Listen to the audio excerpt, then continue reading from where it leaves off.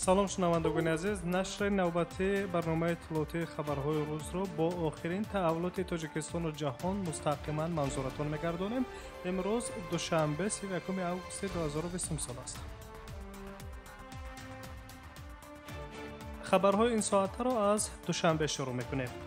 имрӯз дар шаҳри Душанбе дар бинои филармонияи давлатии Тоҷикистон ба номи Акашариф Ҷураев анҷумани ғайринавбатии Иттифоқи ҷавонони Тоҷикистон баргузор гардид, ки дар он иштирокдорон якдилона Эмомалӣ Раҳмонро ҳамчун номзад барои ширкат дар интихоботи президентӣ пешбарӣ карданд. президенти кунунии ҷумҳурӣ аз ин пеш аз ҷониби Федератсияи Иттифоқҳои касабаи мустақили Тоҷикистон барои номзадӣ дар интихоботи президентӣ пешбарӣ гардид. ҳамин тариқ то имрӯз Иттифоқи ҷавонони ҷумҳурӣ, Федератсияи Иттифоқҳои касабаи мустақили кишвар ва аз 7 ҳизби сиёсии кишвар 4 адади онҳо номзадҳои худро ба ширкат дар интихоботи президентӣ пешбарӣ карданд. пешвои ҳизб Рустам Латифзода ҳамчун номзад аз ҳизби Аграрӣ пешбарӣ карда шуд. ҳизби социалистӣ раиси худ Абдуҳалим Ғафуровро пешбарӣ кардааст. инчунин аз ҳизби Демократии Тоҷикистон роҳбари он Саид Ҷаъфар Усмонзода, аз ҳизби Ислоҳоти иқтисодии Тоҷикистон Рустам Раҳматзода ҳамчун номзад барои ширкат дар интихоботи президентӣ пешбарӣ шуданд. дар аввали моҳи сентябр ҳизби Коммунист ва ҳизби Халқии Демократии Тоҷикистон номзадҳои худро дар анҷуманҳои ҳизбӣ муайян мекунанд. дар ҳамин ҳол раҳбари ҳизби Социал-демократии Тоҷикистон Раҳматилло Зоиров гуфтааст, ки худро ба номзадӣ дар интихоботи президентӣ пешбарӣ намекунад. интихоботи президентӣ дар ҷумҳурии Тоҷикистон 11 октябри 2020 сол сурат мегирад.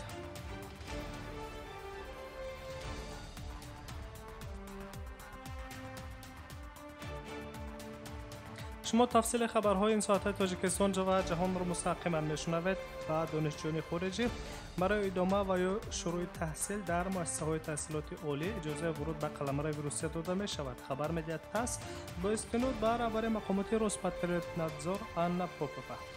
айни замон дар Русия бино ба фармонҳои ҳукумат аз 16 марти соли 2020 таҳти рақами 635 ва аз 27 марти соли 2020 таҳти рақами 763 вобаста ба вуруди шахсоне ки барои таҳсил ба муассисаҳои таҳсилоти олии касбии Русия дохил мешаванд, аз 1 сентябри соли 2020 ва шахсоне ки барои давом додани таҳсилоти олӣ аз 15 октябр иҷозаи вуруд ба Русия дода мешаванд, омадааст дар хабар. инчунин ба нақша гирифта шудааст, ки иҷозаи вуруд ба Русия барои шахсоне ки дар донишгоҳҳои Вазорати Мудофиаи Русия таҳсил мекунанд ва барои таҳсил дар соли хониши 2020-2021 аз рӯи раводидҳои эътиборӣ донишҷӯёне аз давлатҳое ки ба онҳо низоми раводидӣ муқаррар шудааст ё тибқи рӯйхатҳои фиристодаи Вазорати Мудофиаи Русия ба хадамоти Федералии амнияти Русия аз давлатҳое ки ба онҳо низоми бидуни раводид муқаррар шудаанд иҷозаи вуруд дода мешаванд.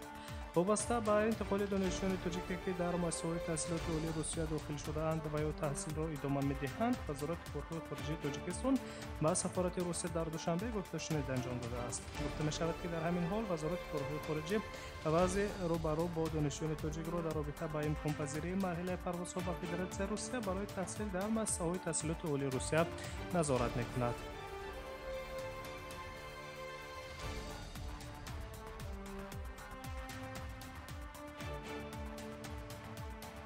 дар идомаи мавзӯъ 24 августи соли рамон Вазорати корҳои хориҷии Тоҷикистон ба Сафорати Русия дар Тоҷикистон иттилоъ дод, ки дар ҳоли ҳозир беш аз 4000 донишҷӯ аз ҷумла шаҳрвандони Тоҷикистон дар муассисаҳои таҳсилоти олии Русия таҳсил мекунанд.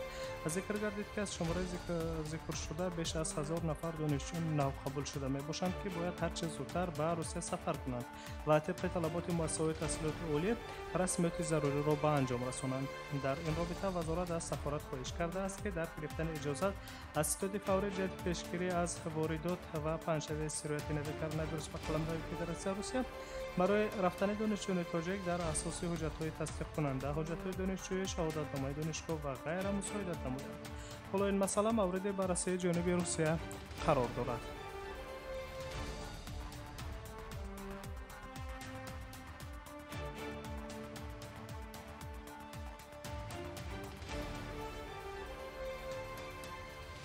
шумо охирин таҳаввулоти Тоҷикистону ҷаҳонро мустақиман мешунавед. вазорати телекоммуникатсия ва васоити ахбори оммаи Русия جدول نوبتی پروازهای صادراتی از تاجیکستان به روسیه را اعلام کرد. خبر می‌دهد صفحه رسمی این وزارت در شبکه تلگرام.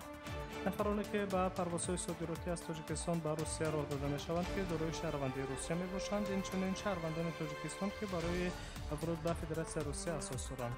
اساسهای مذکور از جانب مقامات روسیه تصدیق کرده است که به اینها نفران دارای حق استقامت در روسیه داشته و فرزندان نفران دارای شهروندی روسیه داشته را در بر می‌گیرد. همین طور از 31 اوگوست تا 13 سپتامبر از تاجیکستان به روسیه 13 پرواز به نقشه گرفته شده است. این پروازها به شهرهای مسکو، سنت پترزبورگ، کراسنودار و یکاترینبورگ انجام داده می شود. همین طریق امروز پرواز SMR 233 دوشنبه مسکو 31 اوگوست ساعت 18 به وقت دوشنبه پرواز خواهد کرد. پرواز SVR 8424 دوشنبه ژوکووسکی 2 سپتامبر 2020 سال. پرواز SVR 8426 خوجند مسکو 3 سپتامبر 2020 سال. پرواز SVR 8880 دوشنبه سنت پترزبورگ 4 سپتامبر 2020 سال. پرواز SVR 8928 دوشنبه سمارا 6 سپتامبر 2020 سال. پرواز SVR 8968 دوشنبه کراسنودار 6 سپتامبر 2020 سال. پرواز SVR 8424 دوشنبه مسکو 7 سپتامبر 2020 سال. پرواز SVR 8642 دوشنبه خوجند سنت پترزبورگ 7 سپتامبر 2020 سال. پرواز SVR 8954 دوشنبه یکاترینبورگ 8 سپتامبر 2020 سال. پرواز SVR 8426 خوجند مسکو 10 سپتامبر 2020 سال. پرواز SVR 8880 دوشنبه سنت پترزبورگ 11 سپتامبر 2020 سال. پرواز SVR 8928 دوشنبه سمارا 13 سپتامبر 2020 سال و پرواز SVR 8968 دوشنبه کراسنودار 13 سپتامبر 2020 سال به نقشه گرفته شده است. ارزش چیفته ها تقریباً 400 یورو گفته می شود. برای کودکان تا 12 ساله و تا 2 ساله متناسباً 50 و 90% از نرخ قرعه چیفته ها تخفیف پیش بینی شده است. تاکید کرده می شود که چیفته های هواپیمایی تنها توسط ثبت نام در پورتال خدمات دولتی خریدن امکان است.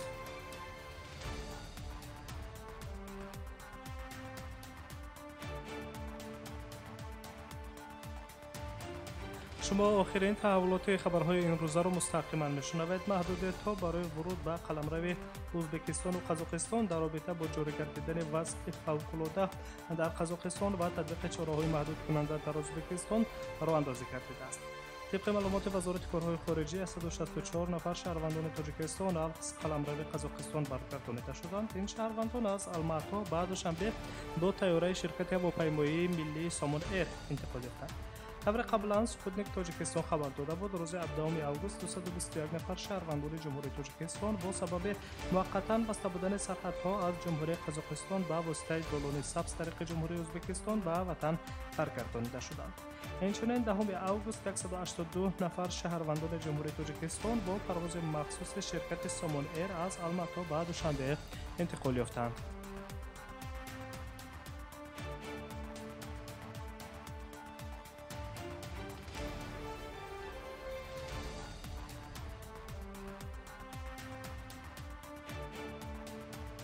و در آخر به بلاروس نظر میکنیم. وزارت‌های کارهای خارجه جمهوری‌های لاتویا، لیتوا و استونیا اعلان تحریم‌های شخصی را علیه منصبداران بلاروس اعلام کردند. 3 نفر با سرداری الکساندر لوکاشنکو به مهلت نامعین ورودشان به جمهوری‌های لاتویا، لیتوا و استونیا منع کرده شدند. با این رویخط اینچنین نمایندگان دستگاه و مأموریت پرزیدنت بلاروس، کمیسیون مرکزی انتخابات برای کرسی این کشور، وزارت کارهای خارجه و وزارت عدلیه، پروکراتورای گنرالی، کمیته تفتیشات، کمیته امنیت، شورای امنیت و دیگر ساختارهای کلیدی بلاروس داخل می‌باشند. لاتویا، لیتوا و استونیا از اتحاد اروپا نیز دعوت کردند که فوراً چنین تحریمات‌های شدید را علیه مقامات بلاروس قبول کنند. پیشتر خبر داده شده بود که 118 منصبدار بلاروس می‌توانند به الوتک سیاحی کشورهای بالتیک شامل شوند. روز 9 اوگوست در بلاروس انتخابات پرزیدنتی برگزار شد که در آن موافق معلومات کمیسیون مرکزی انتخابات الکساندر لوکاشنکو بار ششم با کسب بیش از 80% رای آوازدهندگان پیروز شد. دیگر نامزدان سابق با نتیجه‌های آوازدهی راضی نشدند. پس از انتخابات در بلاروس اعتراضهای عمومی آغاز یافتند که آنها را مقامات حفظ حقوق کوشش می‌کنند پراکنده کنند. در 3 روز اول اعتراضات تقریباً 7000 نفر بازداشت شدند و اکثرشان از حقوق شکایت کردند.